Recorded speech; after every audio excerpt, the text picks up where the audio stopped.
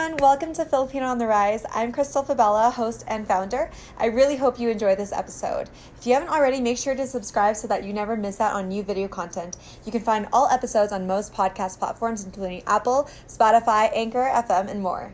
Thank you so much, and I hope you enjoy this episode.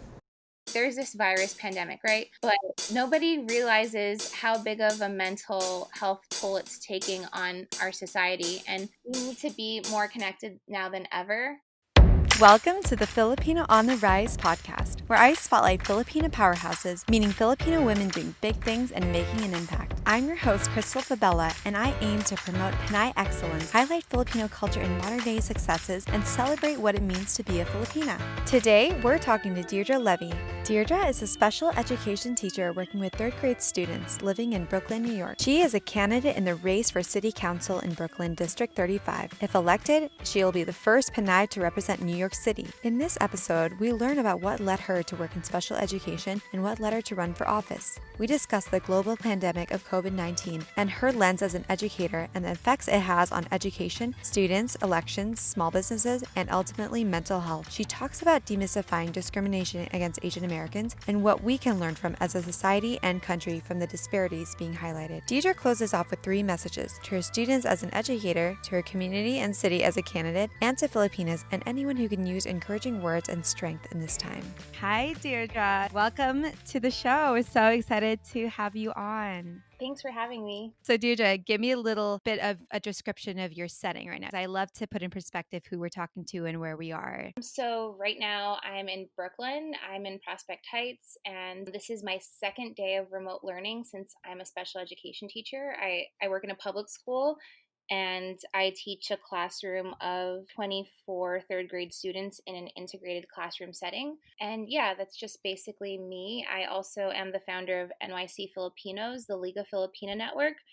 And I am all about elevating the Filipino voice in New York City. Awesome. So, little background on why we, invited on Deirdre. We're like, who is a Filipina that we can bring on right now to talk about some more timely stuff? Because right now it's March 23 and everything, the world is a bit of a standstill. Everyone is getting affected by COVID-19. Mm-hmm.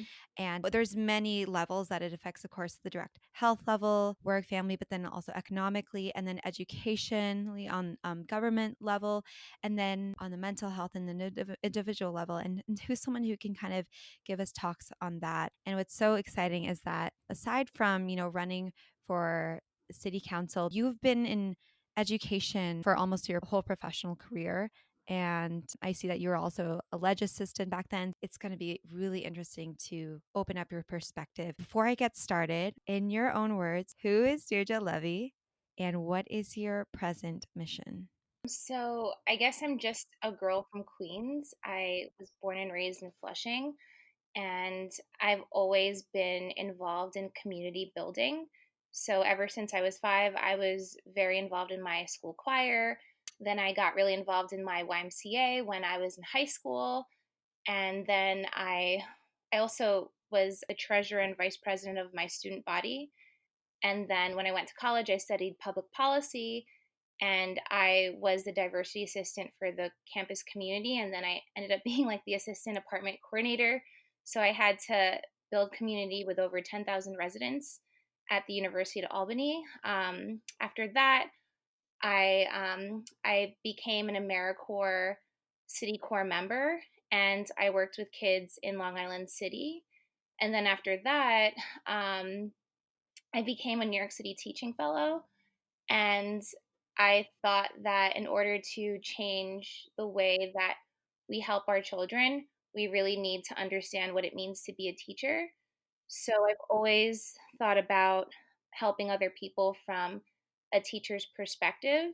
I never wanted to be a teacher, but I thought that in order to give, I guess, good policy recommendations, you really need to put yourself in a teacher's shoes. And it hasn't been an easy ride, but it has been very rewarding. And I'm glad that I can use my voice to advocate for kids who are vulnerable and for other Filipinos out there. Yeah. And I think it's so amazing, Deirdre, that you are a special education teacher. Tell us about where that passion or that dedication stems from. Well, I think that I've always really cared about people who have been afraid to speak up for themselves because I was always afraid to speak up for myself. I am an only child and I was always scared of who I was. I always struggled with identity issues. I'm half Filipino and my father, he was born in the Bronx, but his parents, they came from Israel and Poland and they are, or they were Jewish immigrants. And I went to Catholic school and I felt like nobody really understood who I was. So I never really felt like I had a voice growing up until I went to, or I guess when I went to high school, I started to develop my voice. And then in college, I became really active and I wanted to use my voice to advocate for other people. And then when I was a teaching fellow, I checked off this box that said District 75, and I didn't realize that it was a position to work with kids with severe emotional and um, intellectual needs. That I ended up working at different schools, one of them in Brooklyn, and I ended up working with kids with severe autism. And I had no idea what autism was, but now I feel so comfortable working with that population. I love it. I think kids on the spectrum are amazing. I think that they have different ways of thinking. And I think that's important because we live in a society that is continuously changing and we need to diversify our thoughts and how we see the world. I just want to really just thank you Oh, for that's the work that you okay. do. So it's really interesting because we hop on an inter call with Deirdre and I was like, yeah, we want to talk about the insights of government on education level of how, COVID is affecting these different levels. Like, what are you seeing? And it's really interesting because Deirdre started off talking about mental health and that we're actually not talking about that enough. And that's actually what we're going to talk a lot about in this discussion. But first and foremost, I'd love to ask you, Deirdre, like what kind of angles are you working right now that you're seeing the rise of COVID-19? Well, I guess when the scare came to New York City, I think a few weeks ago, my students were very nervous, and I was telling them, it's important for us to understand what the virus is instead of think about how it would scare us. And a lot of them had different ideas about where the virus came from. And I had to tell them that yes, the virus did come from a certain region in China, but that doesn't mean that every Chinese person or every person that looks Chinese or every Asian person has it. And it's been a very frustrating experience, not with my students, because my students, they caught on really quick and they were able to understand the difference between where something comes from and I guess who would really have it. But the frustrating part is that I'm hearing about all these different people going through different things in New York City. And I was interviewed by the Times and I talked about my experience as an educator working with students and teaching them about what the virus really is. There are people that are going through different acts of racism against them, and it's not fair. And there was even, I guess it was a person in Italy, and he was Filipino, and an Italian man punched him in the face because he thought he was Chinese. And things like that. Like, I just think that it's important for us to teach instead of be ignorant. And I'm hoping to host, well, before this whole outbreak and scare, I wanted to host a workshop with other people in the community about demystifying coronavirus and really trying to help combat that prejudice that people have against people of Asian descent.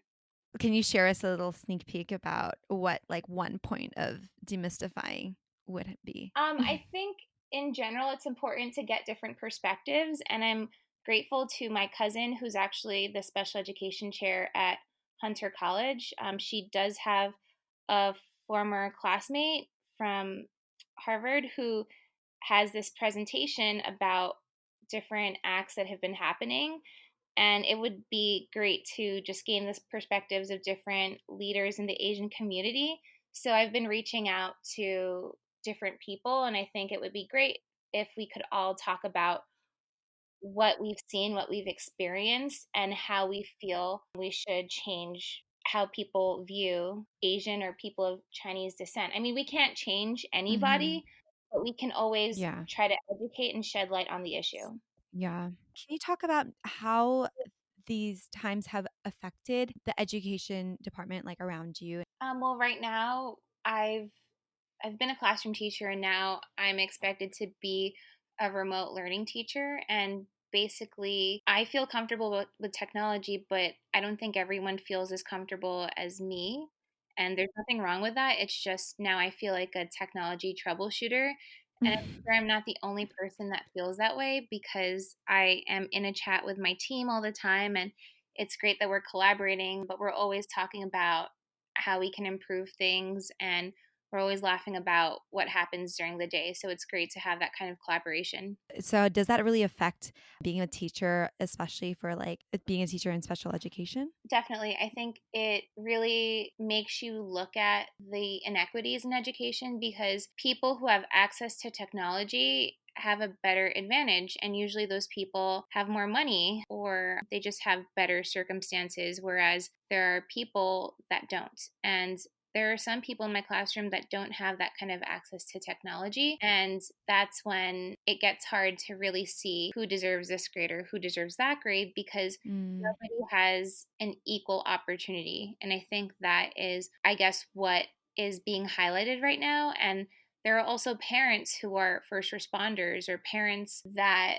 have other responsibilities, and for them to take on these roles is very hard. So, I mean, I don't have children. I have a very different perspective, but my heart does go out to the parents that have taken on these new roles as their children's teachers because it's not easy. And I think now is a time for people who are not teachers to really understand what it means to be a teacher. Now it's in their hands, and it's not like they're alone in it. It's just we're always there to help them, and we have to help them. It's just now they're looking at education from a different kind of view. what are lessons we can learn as individuals coming away from this and seeing these disparities or inequities with education or just like the struggles that teachers and the sector has to face? Let's say when this is all over, that we can better improve on as a society and as a community. I think it's very simple, even though it might not be as simple. But I think the first thing that we all need to do is we need to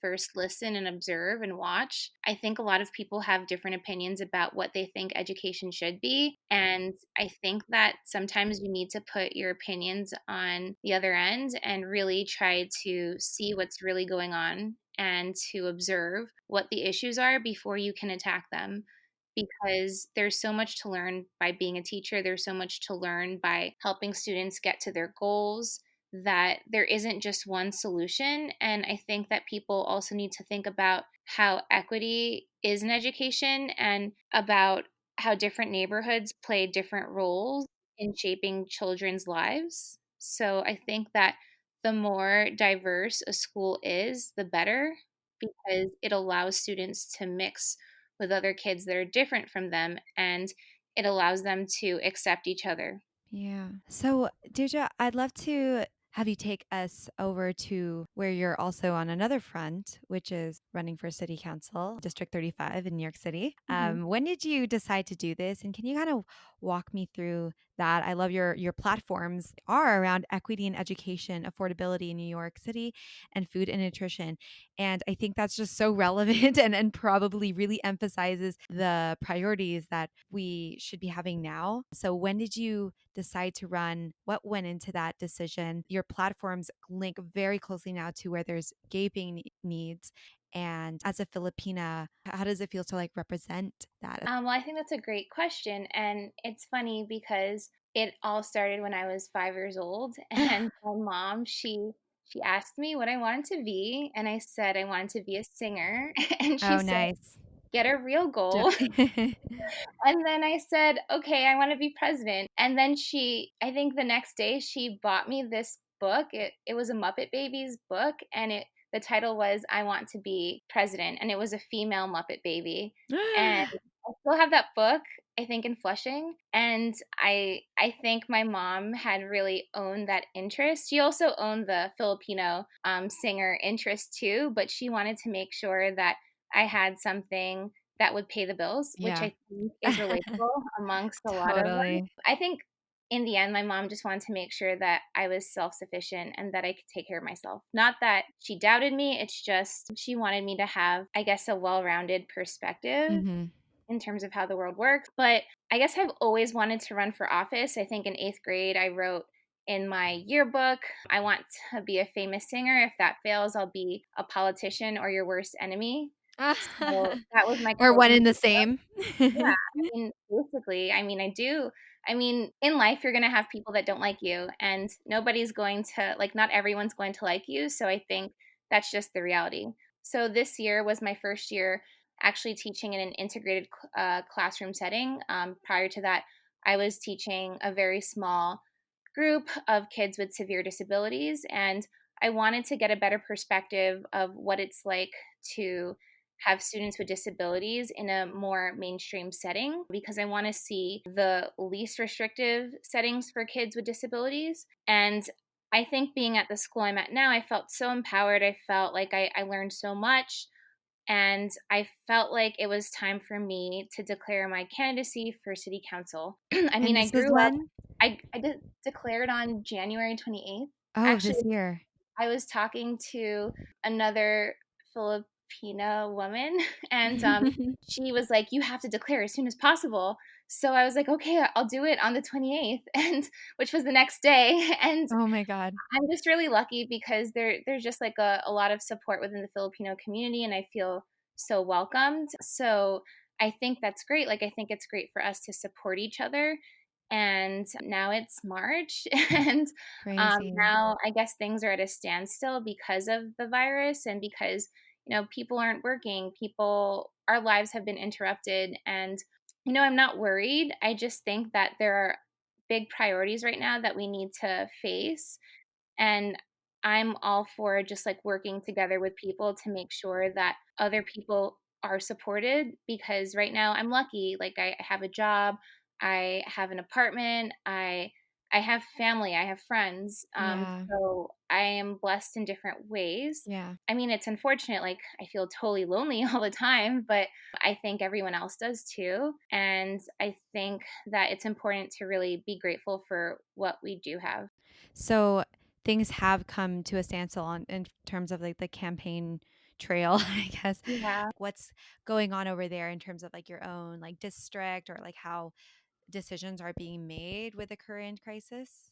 I think with the current crisis, there are a lot of candidates that have been putting their campaign on hold Okay. in terms of fundraising and getting petitions out. Because I Yeah. have talked to other people, and they're all pretty sad about the situation, but they do realize that there are big issues. And I think that in terms of New York's response, the governor is working really hard. But I think we could have been more prepared in this Mhm. situation. And it's a scary time. But for me, I'm not scared because I do have friends that are abroad and that have gone through this already. They are assuring me that it's going to be okay, but to not count the days, to really accept it for what it is, and to do my best to stay away from people. I mean, I do like to go out because I need fresh air. Yeah. I'm not gonna be right next to somebody that I don't know. I'm obviously gonna keep my distance, and I've been doing that Yeah. because it is scary right now. I think the main thing is to think about how we're gonna get through this and to just Mhm. remain calm. I mean, as hard as it is, it's just better for our immune system. Yeah, totally. And New York, I know here in California, we had a statewide kind of like shelter in place mandate. Is that the same right now in New York? So right now, Governor Cuomo is calling it pause. Pause. Okay. Yeah, it's an acronym. I don't think it's the easiest acronym to remember, but it's basically for us to To not pause. to basically pause Yeah. and to be at least 6 feet away from somebody, to not Mhm. be out in public. I haven't experienced this yet, but he did say in a press conference that if you're out in the park and you're engaging with people, you're gonna be asked to leave. Um, Mm. Okay. so But I don't no know. No, like, fines or, Yeah, like, I yeah. don't know what that looks like, and Yeah. I'm not trying to find out what that looks like, but, I have seen those videos about mayors in Italy chasing people out and just making sure that they're home. So, I think I think for now, I'm just going to like, I'm very lucky because I have really great neighbors, Right. and it's nice that I can talk to them or reach out to them, but I think when it comes to going out, just go out for the important stuff, whether it's Mhm. getting like your groceries, making a list, and not spending too much time outside unless you really need it. Because unfortunately, the government isn't doing enough in terms of mental health. My friend in Yeah. Shanghai, she is so prepared for it because she knew it was coming. She knows that her government has provided different things for her. And I think that's what New York has to do, or I guess this whole country needs to do. They need to really help people when it comes to mental health issues because Yeah. I do have a friend who is in law enforcement, and I did ask him about the crime rates, and he was Right. saying how crime has risen in domestic incidences Wow. because I think people are just scared and anxious and they don't know how to control their emotions, Yeah. and that's a very real thing. And it's important for I mean, there's this virus pandemic, right? Right. But nobody realizes how big of a mental health toll it's taking on our society, and Yeah. we need to really put forth different things to help people when they're facing isolation. I mean, Mhm.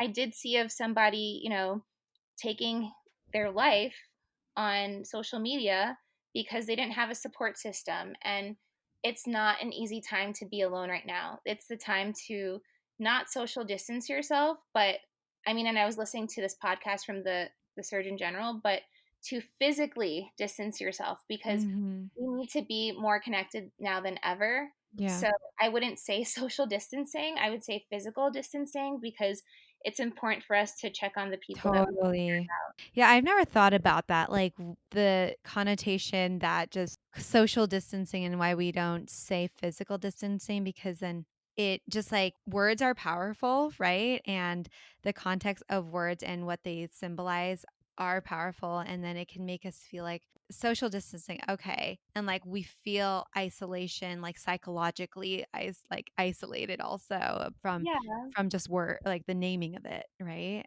yeah. That's I interesting. think, there are so many people on social media that I mean, they've gotten mad at me for going outside. I'm not going outside to just party. I've had like different things to do, like whether it's Yeah. different, I guess, things on my checklist, errands, and getting exercise. I think that people have to stop judging other people. And Mhm. I get the concern. I just think that it's important for people to not yell at people for going outside, Yeah. but to rather try to help them Seriously. instead and say, Yeah. like, what do you need from me? How can I help you so that way you're safe? So, Deirdre, I like just to transition and segue that now that you're talking about mental health. When we started talking, you opened it up on the topic of the effects on mental health in this because something very recent had just happened personally to yourself. And of course, like I want to make this a safe space for you to talk about that if you want to, or and if you don't want to, is totally fine. Yeah, I'm totally open to it. I think when it initially happened, I was very lost, confused, but I was supposed to get married this year in August, and now I'm not going to. And it was very like I think I'm still in shock because Yeah. I think in life we try to make these plans, but then life says, "Hey, I'm going to change your whole life. I'm going to Mhm. interrupt things." And now I just feel confused and lost. And this is not the right time to be going through this confusion because I went from living with my fiance to now living in complete isolation. Um, but Yeah. I guess I need to stop saying complete isolation because I am connected to family members virtually. I miss that like physical Yeah. connection because Mhm. it's nice to hug somebody, and they say I don't have the information with me, but they say that it's important to have at least I think 5 hugs to maintain this emotional Yeah. stability. When I did take my walk over the Brooklyn Bridge on Friday, I went to Ugly Kitchen, which is this really great restaurant in the East Village, and I ordered some food. And I think it's important to always support Filipino businesses, especially now they're really hurting. actually all restaurants in New York, they're hurting right now. But I went there and the owner's dog was there and I just gave her so many hugs and it Hugs. was so great because I haven't hugged Oh, anything in like 2 weeks and, like, not even my friends want oh, to hug me, not that I know. they I have coronavirus, but, like, Yeah, we have to be careful. So, totally. like, giving the dog that kind of hug was just Hug. awesome, and Yeah. I think you know what? Even though it really sucks to be single right now, I think that it's this virus or this scare has really taught me to live with my feelings as much as I hate it. I Wow. I have to, like, really, really own how I feel and not really ignore anything I'm going through. Like, if I'm gonna cry, I have to cry it out. If I'm going to be motivated to take a shower and sing to Lizzo, I'm gonna do that too. So, I think it's always important to own how we feel instead of pretend everything's Mhm, okay, mhm. and if we need to cry like, I feel like, in politics, everyone is looking at the mistake I'm going to make next, just from personal experience, and if Yeah. I'm going to cry, I'm not gonna cry in public, I'm gonna find a safe space to Yeah, do it, yeah, because nobody needs to see my failures. I mean, not yeah, my and you failures. even said, like, as a woman, you're already being waited on to make a mistake, Yeah. and yeah, So, I mean, there are gonna be tons of people that are gonna root on me to fail, but not just me, like anybody. Whenever you have yeah, competition, whenever you're going for something that's great, there are gonna be lots of, I guess, haters. So, I think like I have no ill feelings toward my fiance. It was just more like a shock and I just want the best for him because mhm, I don't think it's great to live with so much animosity or yeah, resentment towards resentment, somebody, yeah, and I just want to have I guess want to be in peace. I That's all yeah. I care about, and in the end, we should only wish good things for other people. Thank you. I really appreciate your like vulnerability to be able to share that. I say that because I think when people listen to that and especially if they're going through something, like isolation is very real. And especially when you're like physically having to isolate yourself and then go through something hard like this, it can add on to the emotional and mental struggle that goes with it. So, Mhm, thank you for your vulnerability and just willingness to put your emotions out there. And like you said, we're not talking about the effect that that could have on people. And can you just kind of like open that up a little bit for us about what it means to take care of yourself if you are like alone going through this and maybe even alone emotionally mentally like during this time where it almost feels like layers of mhm. isolation but how to find strength and compassion for the self in it. I think for me, like I'm doing a lot right now. So I'm not just a teacher. I'm not just running for city council. I tutor, like I host workshops. I try to connect with lots of different people. And I think that it's important to have a really strong network of people you trust. There are times when I get inside my thoughts and I think the worst things. And I think Hmm. that's just Totally anxiety. relate. When I try to reach out to people and they might not be there, I think, oh my gosh, this person hates me. The whole world hates me. And it's like I have to I like totally feel that too. I have to take a step back and just say to myself, like, this is just temporary. Like, Yeah, don't think that. Or, like, you know what? Maybe I just have to, like, really own my feelings and just cry it out yeah, because, like, there's nothing wrong with crying. It's yeah. just, it's better to express yourself than to hold everything in. And, like, for me, I think the easiest thing to do is I don't know if this is the healthiest thing to do, but, like, I love chocolate. And Oh maybe eating, like, a yes, little piece of chocolate to stabilize my mood is helpful, I do that too.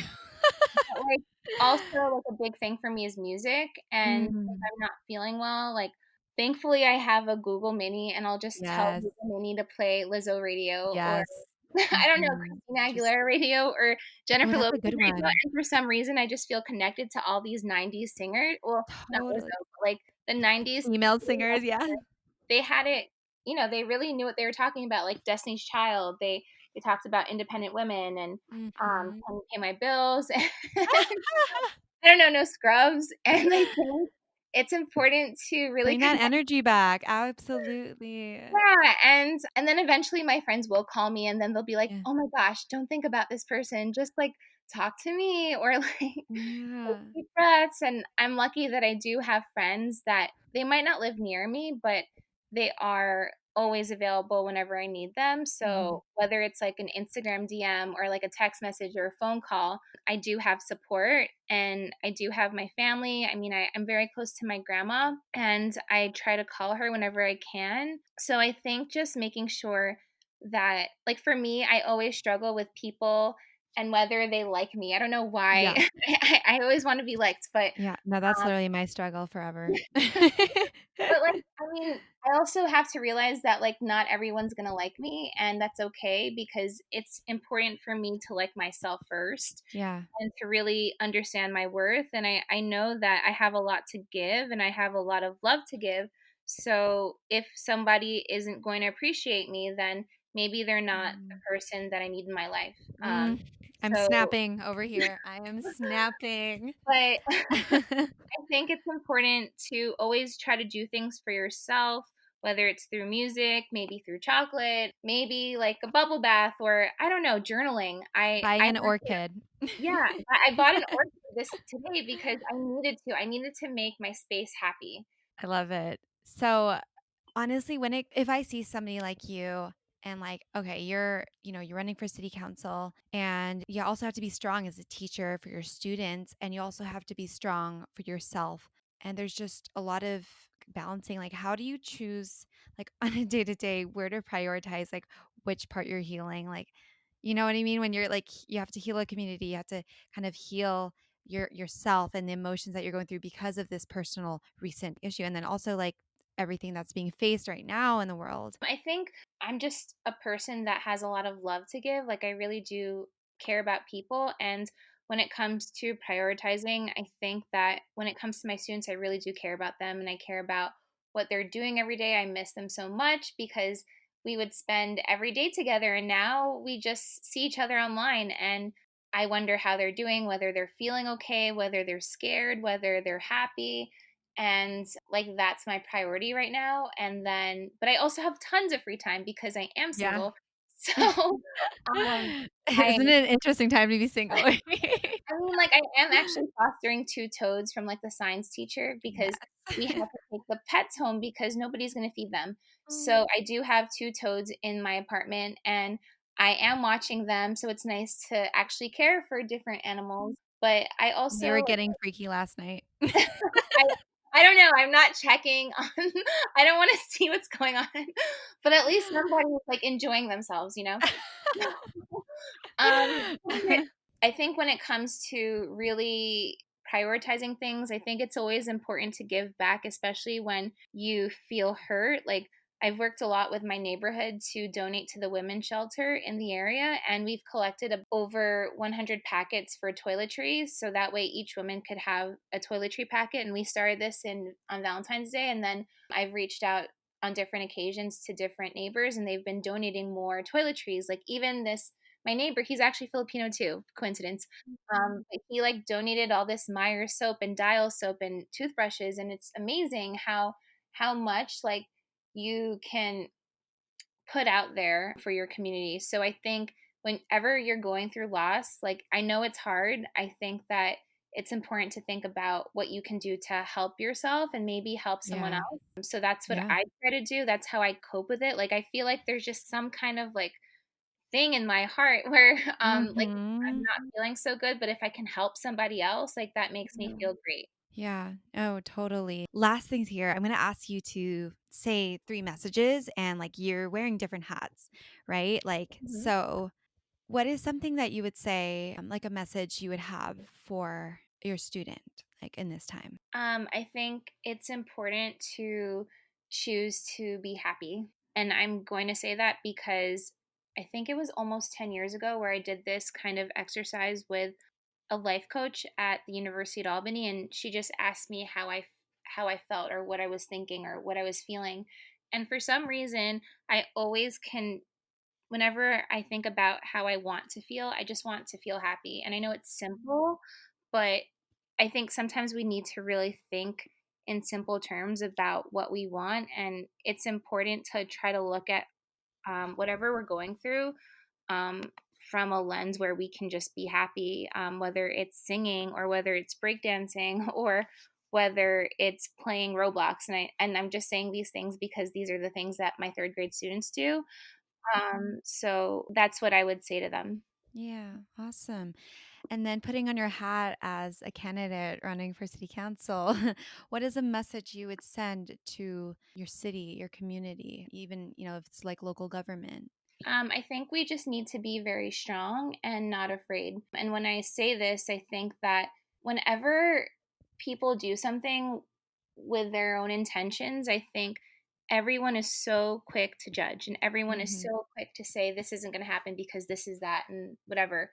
But I think that it's important for us to really think about what the issues are and to prioritize what the needs are and to not be afraid to speak out and advocate for those needs. Right. So, as a candidate for city council, I'm not afraid to really own in on what it means to have equitable outcomes for our students, to have affordable housing in our communities, and to ensure that food justice is there. Because these are the three things that lead the sustainable developmental goals for the United Nations. And Mhm. these are just basic rights that we should have as people. We should have the right to shelter, right to education, right to food. So I'm not afraid to speak up on those three things. And those are the three things that are going to sustain us, that are sustaining us right now.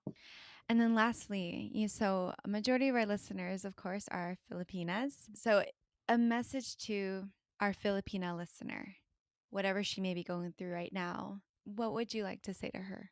I think that for any Filipina out there, I think that they need to do things with love in mind. And by love, I mean first and foremost self love, because you really need to love yourself before you can love other people. And I've learned this the hard way on multiple occasions, Hmm. but it's so natural for us as Filipinos to just give to so many different people that we Yeah. forget to give to ourselves. And it's important to give to ourselves daily and to really think about how much we're worth and how valuable we are to our society and to other people, and to never ever feel Hmm. pressured to do something because your parents say that you have to do it. You need to really love yourself to know who you are and what you want in life. Yeah. And this is the best time to start investing in that too. Yeah. I love it. Thank you, Deirdre. This was such a beautiful discussion, honestly. And I appreciate how you could be very real and vulnerable at the same time talking about these things. I think that's what it takes to feel like you have something to relate to. Hmm. And then also sharing like your mission and your dedication to justice, to your community and to education. I really thank you for being on the show and sharing your heart with us. Yeah, thank you for having me. Thanks so much for listening. I hope you enjoyed that episode. Feel free to leave a comment about what you thought. And if you haven't yet, follow on Instagram at Filipina on the Rise. I hope to see you and hear from you there. Thanks, everyone.